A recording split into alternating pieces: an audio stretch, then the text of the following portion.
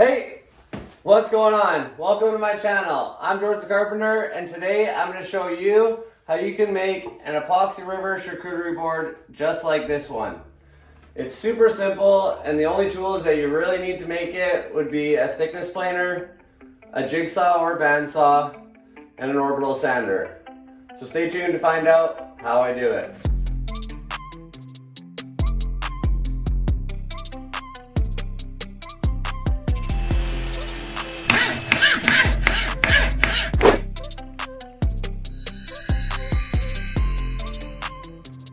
First, I'm going to grab the walnut slab I have leaning against the wall. Then I'm going to mark out my desired length. Then I'll cut it with my circular saw.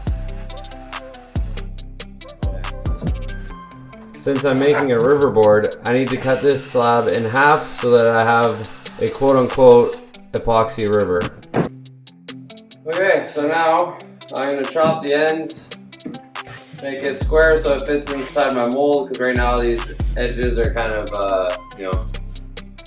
not square and they won't fit my mold very well. So now that my wood is rough cut to size, you want to make sure that you always take off the bark, because the bark will give the epoxy a poor bond to the live edge, and chances are it may look good at the start, but maybe 6 months, a year, maybe a week down the road, they'll just start peeling off and the epoxy will fail, and then you just got a pile of junk sitting in your living room. So anyway, so now I'm going to take the bark off, I'm going to clamp it to my table and get it off.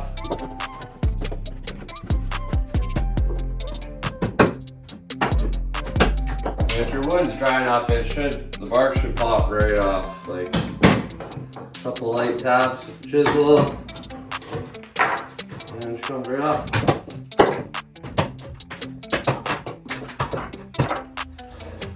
Beautiful. Now, all the bark's off. Now I'm just going to take my orbital to this edge to get it nice and cleaned up, so that the epoxy bonds, you want to get it right down to the raw wood.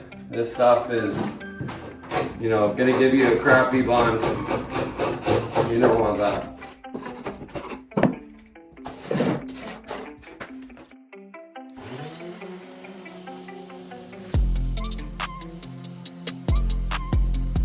Okay, so now it's time to bust out the old thickness planer.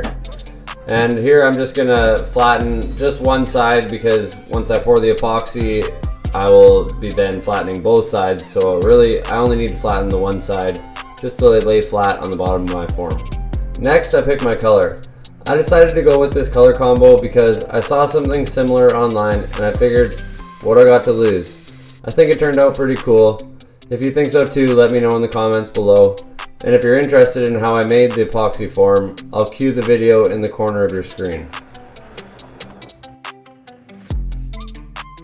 The epoxy that I used in this video takes 72 hours to cure, so after the 3 days pass, it's time to get it out of the mold.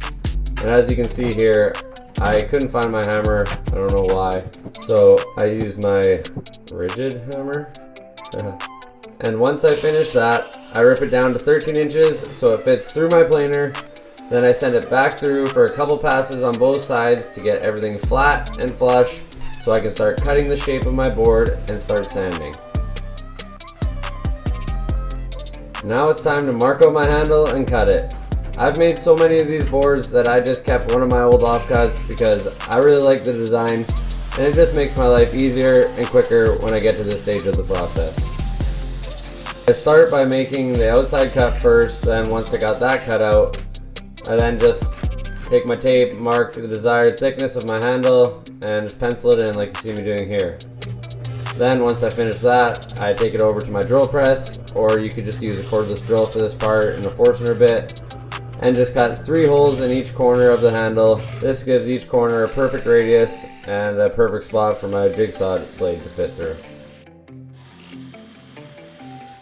Alright, time for some sanding. I bust out my spindle sander. I specifically bought this for my charcuterie boards because, like I said before, I make so many of them. It just makes my life a lot easier, and it makes sanding the handle way faster, because sanding it by hand really sucks, let me tell you. Now that I've got that sorted out, it's time to put some curves on this board. Again, using one of my simple jigs from previous boards, I'm going to use my DeWalt cordless router with a flush cut pattern bit to put a light radius on all three sides because I find it really boring just having 3 square edges. What do you think? And you don't need to use this jig or make one of these jigs. I normally just use my jigsaw and then give it a light sand to make it nice and smooth, but this just makes it quicker and easier for me since I've made so many.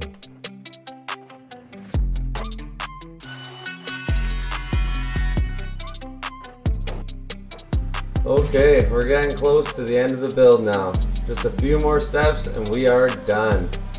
I grabbed some 60 grit sandpaper and start sanding all sides of the boards, getting all my machine marks out from the planer and making sure there are no imperfections before moving on to the next grit. I typically sand up to 120 or 150 grit before rounding over all the edges. I do this so that I keep all of the round over and don't lose my edge. This may not be completely necessary, but it's just the way I like to do it.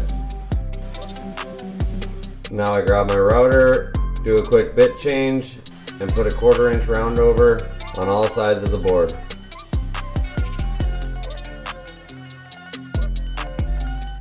There we go. So now I have a nice clean round over. Now it's back to the orbital sander to finish sanding up to 220. Then it's time for a quick water pop, then I'll hit it with the last grit before my favorite part, the oil finish. Oh, and if you're wondering what I do with the handles, yes, I sand them through every single grit, every time. Now I'm going to take my spray bottle and soak both sides of the board, then let it dry and finish sanding with my last grit. This is what we call water popping. It raises the fibers in the wood, creating a rough surface, and no one wants that. So this is just good practice to do before your final sand so that when you add your finish, there's no chance that the grain will pop, leaving you with a rough surface. I take some 320 grit sandpaper and make sure to sand every surface nice and smooth before I go ahead with my oil finish. And of course, I always brand my work so the customer never forgets where they got it and who made it. I get asked a lot, are these boards food safe? And the short answer is yes. If you want to know more about this and the materials I use, I'll leave some information in the description below. And if you have any questions, let me know in the comments and I'll be happy to answer them. As you can see here, I'm just spreading the oil around with the Scotch-Brite pad. And then once I got it all covered, I grab my orbital sander and put a new pad on the bottom and start buffing it in until it's dry. Then I like to go over it one last time with a blue shop towel just to get rid of any remaining swirl marks that may be left from the Scotch-Brite pad.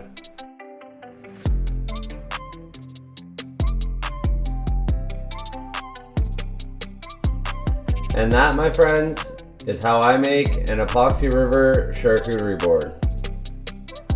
If you made it this far, I appreciate you. I hope you enjoyed watching this video as much as I enjoyed making it for you. And if you haven't already, I'd love it if you smash that subscribe button, like, comment, share, all that good stuff. It would mean the world to me. And I hope to see you on the next one.